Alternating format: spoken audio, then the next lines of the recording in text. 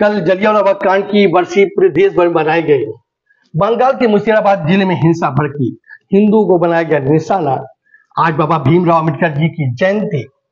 मायावती ने अपने भतीजे आकाश आनंद को पुनः शामिल किया पार्टी में। जानते हैं पूरी खबर विस्तार से। नमस्कार, रमन टाइम्स में आपका हार्दिक स्वागत है।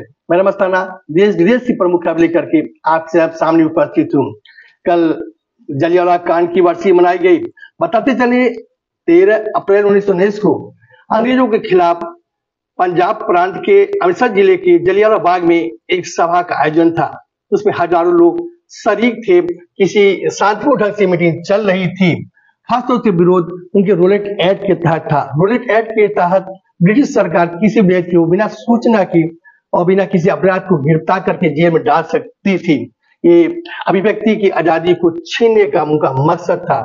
सभा शांतिपूर्ण ढंग से चल रही थी, तभी अंग्रेजी अफसर जनरल डायर ने उन हत्याओं पर गोली चलवा दी, जिसमें 400 से ज्यादा लोग मारे गए और 2000 से ज्यादा लोग घायल हुए। अब बात करते हैं बंगाल की। वक्फ कानून के विरोध में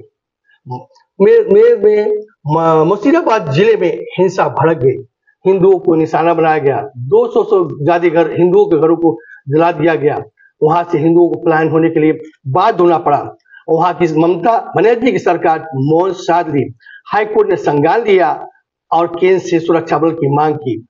केंद्र ने सुरक्षा बल भेजी है। केंद्र एस्पा लागू कर सकती है। एस्पा वो कानून है जो दंगाग्रस्त क्षेत्र है उसको नियंत्रण करने के लिए ऐसा लागू किया जाता है। देखते हैं करती है नहीं करती है। आज बाबा भीमराव अम्बेडकर जी की जयंती पूरे देश भर में हर्षोल्लास के साथ मनाया जाएगा। सभी पार्टियां इसको शिरकत करेंगी और अपने ढंग से मनाएंगी। मायावती ने पिछले 40 दिनों के बाद अपने भतीजे आकाश आनंद को पुनः पार्टी में शामिल किया है।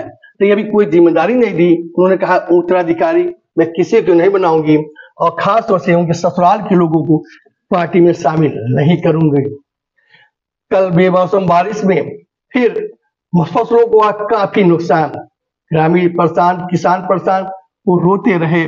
कई किसानों की रोते हुए वीडियो वायरल भी हुआ है।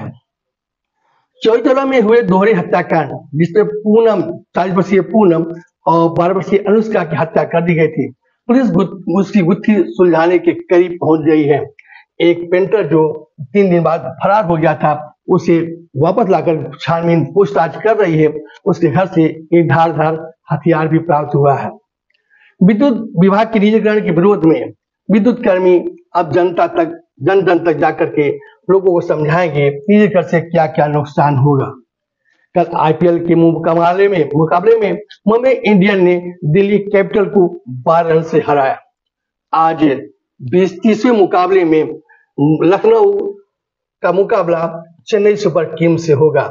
लखनऊ का कप्तानी ऋषभ पंत कर रहे हैं, जबकि चेन्नई सुपर किंग की कप्तानी उनके गुरु धोनी कर रहे हैं। देखते हैं मैच में क्या होगा। आज समाचार यही समाप्त हुआ। कल फिर मुलाकात होगी। तब तो मुझे याद दीजिए। आपका दिन शुभ हो।